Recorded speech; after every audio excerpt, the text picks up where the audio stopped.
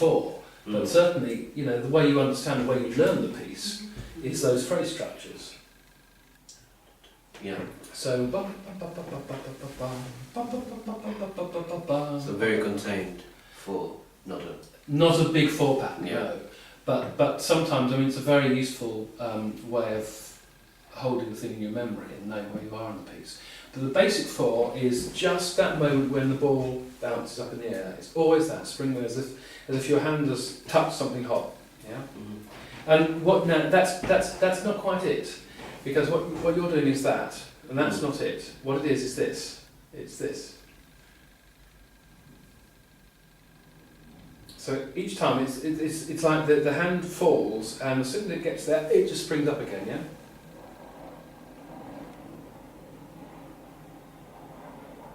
So it's always thing is that way. Everything is up, up, up, up. Now, one of the reasons for this is that you're encouraging people to go through the piece rather than da da da da da da da da da da. And if you do da da da da da da da, you know, if you do that, it's encouraging sitting down. Where you do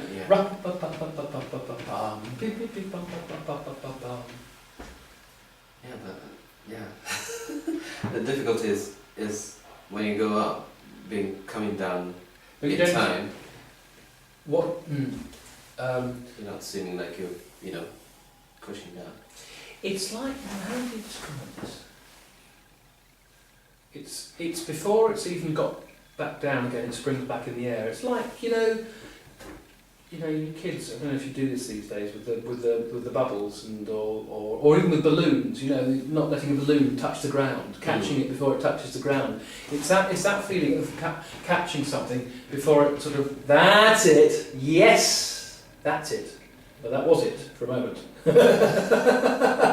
But that's The difference is huge. Now that looks like you're doing this. It's not that. It's flicking it back up in the air. It's just that lift in the air. Up, up.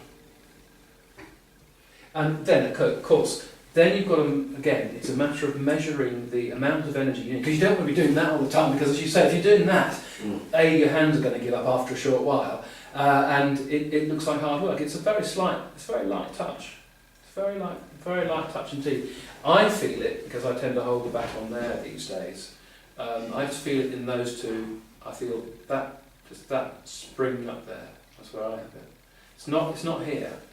And I think it's a very good thing to feel when you're beating that that you're trying not to feel the weight of your beat here in the wrist. It's terribly easy, and I suspect it certainly is for a violinist, because I use, as a violinist, I use the weight of the wrist for the bow, and I'm sure you do the same thing for playing the piano.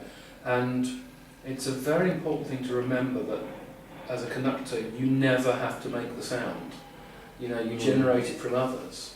So, what one wants to do in engaging with a sound, certainly I do, as even though I'm a very much no longer a violinist, it's so much part of my youth and my growing up that I still feel that engagement and wanting to engage with the sound at some level, whereas conducting isn't that at all. Conducting is you're playing with air, and if you're not playing with air, what you're doing is you're tensing, and as soon as you tense, it looks heavy, and then everyone goes slower, and the music sounds wooden and hard-edged. So it's always getting a feeling that everything is light and buoyant, But then it's not that it's limp. It's not that. It has tremendous energy, but the energy is thinking about where you move the muscles and how you control things. And in general terms, that energy is to do with lifting, even in these four patterns or any other patterns. It's always to do with lifting. And see, when you get to say, and there's nothing in this piece to show it, but when you get to a really slow legato, there's still an element of lift, but in very slow motion, I'm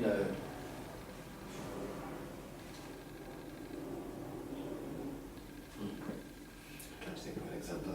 I find it easier if I have an example. I have something, absolutely. But what have you conducted most recently? Well, the Choral Fantasy. Which doesn't really have a good slow bit in it, does it? It's like a slow 6/8.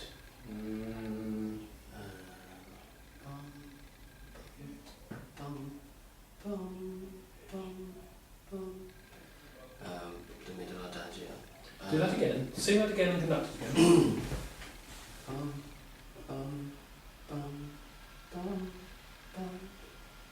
Now you sang it very elegantly, but your baton did this. Your baton did ba, ba, ba, ba.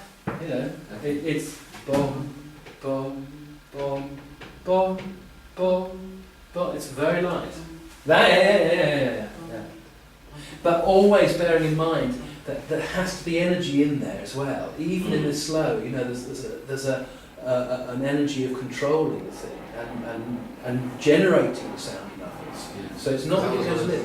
Yeah, that was one of the challenges actually, trying to get the because it's clarinets, bassoons at that point, just trying to get them, To get get that sound. Yeah. Well, to get they were together, but you know the notes were a bit too long sometimes. Yes.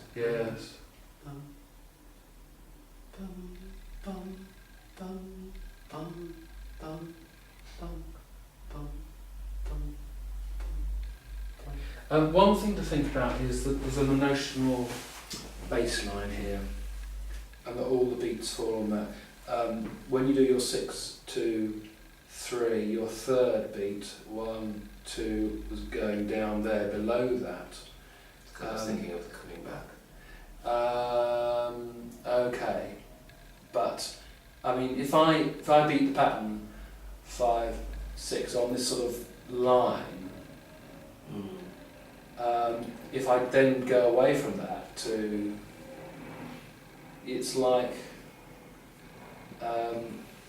you're expecting something different to happen on those beats in particular, when actually you're not. Yeah. I mean, I have to say all the time that these things they're not rules. It's a way of finding a baseline whereby you're aware of what you're doing, so that when you're doing something like going away from where the basic pattern is, you know why you're doing it, you're aware that you're doing it, and you have a reason for doing it. Where it's very easy to do, you know, and you don't know that the 5th and the 3rd and the 6th beats you're putting accents on, you know. Because like the way that I see what you're saying. Like the way that adagio begins. I was trying to remember how it starts, but.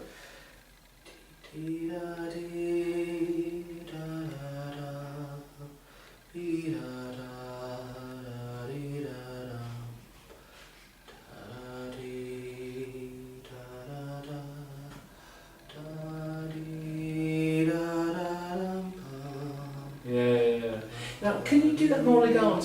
Because you sing it perfectly legato, but you're not showing the sense of the joining of it and the, you know, the sort of.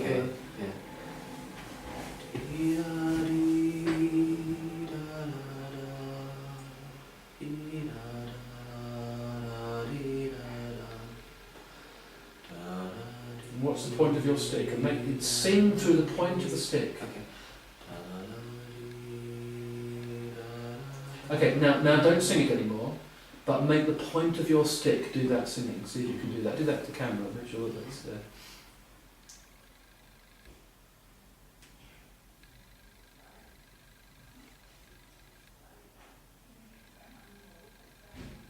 Yeah, it's not far away. I mean, I don't know if I can do it anymore. And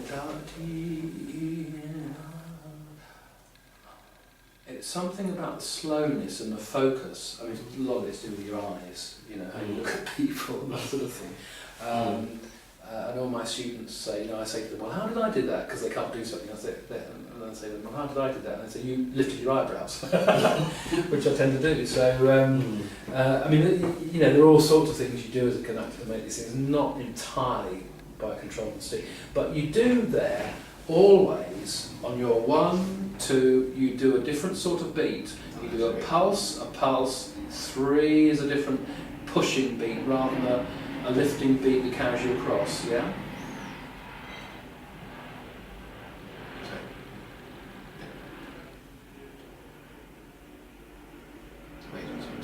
All I want you to be aware of it. Yeah. So that you know. That's it, yeah. Now you wouldn't actually conduct it like that. That looks far too clinical. But you've got control of it. Now from that point you can then think, now how do I then make this emotionally involving and engaging and draw out the people what I really want to draw out of them, or all that sort of stuff. I think that's plenty of technique stuff. And so I'll turn this off now. It's still running.